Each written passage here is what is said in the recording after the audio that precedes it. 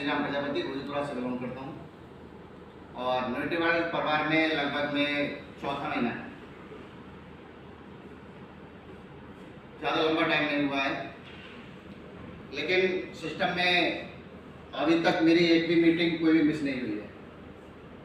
अभी तक मेरी कोई भी मीटिंग नहीं हुई है। कहते हैं ना, सपने उन्हीं के पूरे होते हैं जिनके सपनों में जान होती है। सपने उन्हीं के पूरे होते हैं जिनके सपनों में जान होती है, और पंखों से कुछ नहीं होता, हौसलों से उड़ान होती है। इस इंडस्ट्री की अगर बात करें तो मैं जो एक लाइन बोलने वाला हूं, उस लाइन पे बहुत अच्छी तरीके से गौर करें। सबसे बड़ा रोग क्या कहेंगे? लोग। ये इस इंडस्ट्री की सबसे बड़ी खासियत है कि सबसे बड़ा रोग क्या कहेंगे? लोग। आप अगर लोगों की बातें सुनेंगे तो आप इस इंडस्ट्री में कभी भी अपना मुकाम हासिल नहीं कर पाएंगे। लोग तो तब भी बोलेंगे आपके लिए जब आप कोई काम नहीं करोगे, तो भी लोग आपको नाकारा बोलेंगे, और आप ज्यादा काम करोगे तो भी लोग आपको बोलेंगे कि यार ये तो कोई मतलब दिन रात काम करता है, 24 घंटे काम करता है। आपके पास पैसा नहीं होगा तो भी लोग आपके लिए बोलेंगे यार इसके पास पैसा नहीं, इससे क्यों बात करिए, ये तो गरीब आदमी है। और आपके पास ज्यादा पैसा हो जाएगा तो लोग बोलेंगे यार इसने तो पता नहीं 2 नंबर से पैसा इकट्ठा करा है। जैसे कि हमारे अनोखे लाल जी कह रहे थे मुकेश जी के लिए इनके प्लाट पता नहीं कहाँ है। तो मेरे कहने का मतलब है कि अगर लोगों की सुनेंगे आप तो आप इस इंडस्ट्री में क्या किसी भी फील्ड में कुछ नहीं कर सकते हैं। लोगों का काम है कहना, वो तो बोलेंगे आपके लिए।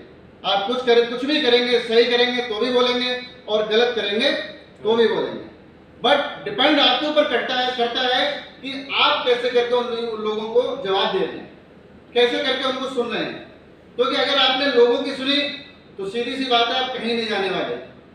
जहां से शुरू हुए थे कहीं लौट के आने वाले हो, यानी कि जीरो पे खड़े हुए थे आप, जीरो पे ही रहने वाले हैं। आप कहीं भी, कोई भी आपका क्लब नहीं होने वाला, कोई भी अचीवमेंट नहीं होने वाला, कोई भी आपकी लाइफ में मूवमेंट चेंज नहीं होने वाला, कोई भी ऐसा कदम नहीं कर पाएंगे आप जो आपके नाम पे अगले लिखा जाए कि इन्होंने ये काम किया। बट अगर आपने लोगों की नहीं मानी तो आप बहुत कुछ कर सकते हैं। जैसे कि मैं एक कहानी आपको बताता हूँ, 2 मिनट की कहानी है, याद आ रही है अभी। वैज्ञानिकों का मानना है कि अगर दही में मेढक गिर जाए तो मेढक मर जाएगा। ये मैं नहीं कह रहा हूं, ये वैज्ञानिकों ने बताया कि अगर दही में मेढक गिर जाए तो मेढक मर जाएगा। हुआ क्या, एक कटोरी में दही था और 2 मेढक कहीं से उछलते कूदते आए और 2 कटोरे में गिर गए। कटोरा थोड़ा सा गहरा था, तो एक ने सुन रखा था, जो बड़ा मेढक था उसने सुन रखा था कि भाई ये सीधी सी बात है, ये बोला जाता है कि अगर दही में मेढक गिर जाए तो मर जाएगा। तो उसने बोला यार अब उछल कूद से फायदा भी क्या है, इससे निकल पाएंगे नहीं, गहरा कटोरा है। 2 बार उसने प्रयास किया, लेकिन बोले अब क्या फायदा, तो मरना है। तो वो आराम से उसमें मरने का इंतजार करने लगा।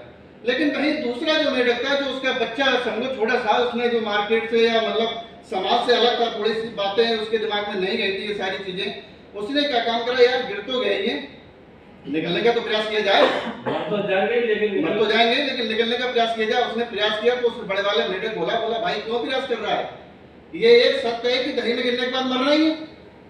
तो उसने कहा यार बात तो सही कर रहा है, लेकिन प्रयास करने में क्या जाता है, कोशिश कर ले रहा है, कोशिश तो की जाए, प्रयास तो किया जाए। उसने प्रयास करना शुरू किया और इतनी विकट यानी कर्री मतलब तरीके से उसने प्रयास किया, कठिन तरीके से प्रयास किया, दृढ़ निश्चय के साथ प्रयास किया कि उस दही को उसने मट्ठे में बदल दिया, पतला हो गया। और मट्ठा बदल दिया, आप उसमें मट्ठा बदला तो उसमें मक्खन आ गया, और मक्खन हल्का होता है, मट्ठे से हल्का होता है, तो वो मक्खन जो है उसके ऊपर आ गया। ज्यादा दही था तो मक्खन भी ज्यादा बना। मेढक ने क्या काम करा, उछल के उसने मक्खन पे बैठा और मक्खन से उछल के कुलाच मारी, उसने वो बाहर निकल गया। अब कहानी का अंत ये आता है कि उसने क्या करा, उसने लोगों की नहीं सुनी, उसने उन वैज्ञानिकों को भी थोड़ा साबित कर दिया जो कहते हैं कि भाई दही में गिरने से मेढक मर जाता है।